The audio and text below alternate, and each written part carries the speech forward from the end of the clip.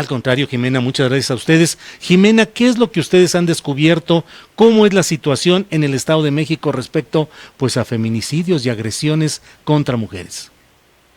Pues mira, Julio, sí, precisamente hace un año ya se hizo una investigación por parte de IDEAS, el Instituto, sobre la violencia feminicida, la cual es entenderla que no es nada más enfocada al feminicidio, que es la expresión máxima de violencia contra las mujeres, sino también otro tipo de violencias en violaciones relacionadas con violaciones graves de derechos humanos, como es la desaparición de mujeres. Durante esta investigación lo que logramos descubrir es que en el Estado de México, contrario a otras entidades federativas, casi la mitad de personas desaparecidas eran mujeres, y esta cifra además se consideraba el mayor reporte entre adolescentes entre los 15 y 17 años. Derivado de esto, derivado de estas cifras que nos preocuparon y nos parecieron alarmantes, porque además nos parece que hay un patrón de impunidad y un patrón de criminalidad muy ligada entre la desaparición de mujeres que terminan siendo víctimas de feminicidios, pues presentamos de manera conjunta con colectivas del Estado de México una segunda alerta de violencia de género por desaparición de mujeres, la cual pues fue resuelta en un primer momento como admitida. Sin embargo, llevamos un año al día de hoy sin que se haya resuelto sobre la declaratoria o no de esta alerta, lo cual nos parece gravísimo, porque ahorita, Juan Carlos abundará más sobre estas cifras, pero el tema de desaparición de mujeres no es un tema que haya disminuido en los primeros 6 meses del presente año. Al contrario, según una nota que hemos encontrado del 8 de agosto, a cifras que se han solicitado por medio del cuatrimestre de 2019 comparado con el mismo lapso en 2018, es decir, mientras que el año anterior se habían contabilizado 237 casos durante este cuatrimestre, este año la cifra se disparó hasta los 400, es decir, 164 más. Entonces, nos parece que, contrario que a lo que el Estado de México ha estado diciendo, conocemos, tienen un marco de derechos humanos con perspectiva de género para la búsqueda inmediata y en vida de las mujeres desaparecidas, y sigue habiendo un problema de descontextualizar que el problema de los feminicidios en México, lo cual también se ha venido abordando desde la primera alerta decretada desde el 15, pues no ha podido ser contradictorias entre nivel federal y nivel local, y nos arroja, sobre todo más allá de las cifras, pues una serie de personas, víctimas, niñas, mujeres, adolescentes, familiares de estas mujeres que siguen en espera de justicia, que siguen batallando con el acceso a estos canales de justicia a través de los ministerios públicos, que siguen diciéndoles que tienen que estar 72 horas para abrir una carpeta de investigación, que les siguen revictimizando, haciéndoles contar el hecho delictivo en varias ocasiones y ante diversas autoridades, y que al final del día, digamos, pues el asunto central, que es la búsqueda de la persona o de la mujer desaparecida, pero además la investigación en donde se logre determinar la responsabilidad tanto de grupos criminales como de elementos del Estado que hayan cometido la desaparición forzada, pues sigue sin resolverse, ¿no? Las carpetas judicializadas y demás, que ahorita Juan Carlos va a ahondar en estos temas, siguen siendo muy pocas. Ante ello, nosotras presentamos una solicitud de audiencia pública ante la Comisión Interamericana de Derechos Humanos, la cual se fue a presentar a Jamaica. Expusimos esta situación, fue preocupante para la relatora de mujeres de esta Comisión Interamericana esta situación, porque finalmente, sin disminuir que la desaparición de todas las personas es importante, sin disminuir que la desaparición forzada y la desaparición cometida por particulares en México es un problema gravísimo. La última cifra de noviembre del 2018 señalaba más de 40,000 personas desaparecidas, lo cual es gravísimo.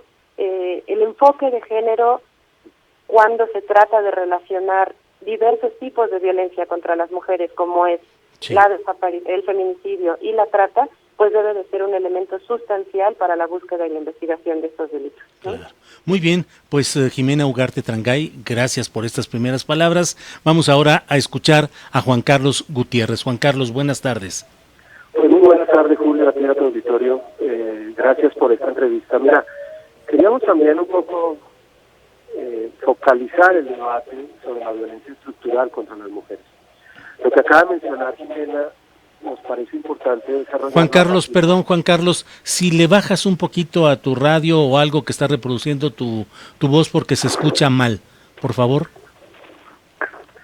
Sí, ¿se escucha mejor allí? Ahí está muy bien, por favor, adelante.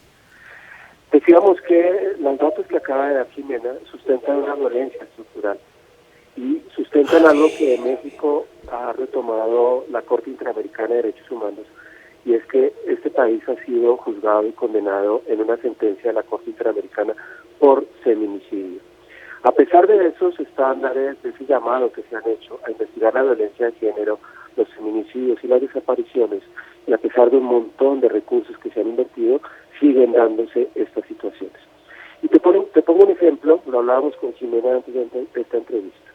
En el caso de la joven que denuncia haber sido víctima de violación por parte de la policía en la Ciudad de México, se afirma por parte de las autoridades que desapareció la prueba fundamental, y es la prueba genética o la prueba forense.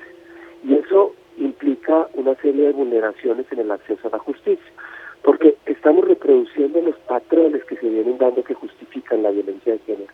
En este sentido, es inconcebible que desaparezcan pruebas forenses y se afecte la cadena de custodia, porque empezamos nuevamente a poner en duda a la víctima, a la mujer que está denunciando los hechos, y las autoridades, en vez de anunciar investigaciones para sancionar este tipo de comportamientos, entonces nos ponen a confrontar la versión de la víctima en los medios de comunicación y se filtra información. Creemos que no es aceptado con una política de perspectiva de género que se afirme, se plantee este tema desde las autoridades de administración de justicia. Claro. Pues todo un cuadro difícil y complicado, Juan Carlos Gutiérrez. Estaremos atentos a lo que venga y a lo que suceda en este cuadro que plantean del Estado de México. Jimena Ugarte, ¿alguna reflexión final? Sí, Julio, pues mira, básicamente este cuadro que se presenta en el Estado de México, en donde encontramos esta cifra, pues no es un cuadro que no se presente en otras entidades. En particular en la Ciudad de México, nosotros hablamos de violaciones graves de derechos humanos, como es la desaparición y el feminicidio, pero la violencia contra las mujeres, como decía Juan Carlos, es estructural. En la Ciudad de México hay 369 casos de violación en los últimos 6 meses y hay denunciados o registrados 3.233 delitos sexuales de enero a julio, según cifras del gobierno federal. Nada más el año pasado se registraron 15.322 denuncias por violación sexual a nivel nacional. Es decir, estamos hablando de un problema gravísimo que es la antesala de estas violaciones graves posteriores de los derechos humanos de las mujeres a una vida libre de violencia. Estamos hablando que los estándares internacionales, particularmente de 3 sentencias que se dictaron en contra del Estado mexicano, que es el caso de víctimas de tortura sexual, el caso de Fernández Ortega y el caso de Rosenda Cantú, todas estas contra México, han determinado claramente que el dicho de la víctima es una prueba fundamental, una prueba sustancial para determinar la responsabilidad en la comisión de delitos de violencia sexual contra las mujeres. ¿Y qué es lo que nosotros nos enfrentamos al acompañar este caso? Porque nosotros acompañamos casos de violencia contra las mujeres. Nos seguimos enfrentando a una falta de credibilidad de la víctima, a una negación institucional de que el hecho se cometió en contra de la víctima, a una negación institucional de atender con debida diligencia y perspectiva de género bajo los protocolos internacionales y nacionales que existen en la materia, que tiene que ver con personal capacitado, con el acceso a médicos, a psicólogos especializados en la materia, pero que no se queda nada más en el área de investigación, también va al área de judicialización. Los jueces no están teniendo una perspectiva para juzgar estos casos, y todo esto en su conjunto lo que hace es mandar un mensaje de impunidad, que lo que hace es decir, y que me parece que fue parte de la protesta de muchas de las compañeras que marcharon pacíficamente por todo México, no nada más en la Ciudad de México, que fue decir, lo hacen porque pueden, porque precisamente no reciben un castigo, porque no hay una sentencia que condene estos delitos, y eso es lo que sigue permitiendo, entre otros factores, pero esta de manera particular, sigue permitiendo que estos delitos se sigan cometiendo en contra de las mujeres. Entonces, Consideramos que estos factores de impunidad se deben determinar, que es una excelente oportunidad para las autoridades de la Ciudad de México de acabar con estos patrones de falta de atención y debida diligencia en la atención de estos delitos de violencia sexual, porque son la antesala para los delitos de violaciones graves de derechos humanos. Muy bien. Bueno, pues muchas gracias a Juan Carlos Gutiérrez y a Jimena Ugarte Trangay. Seguiremos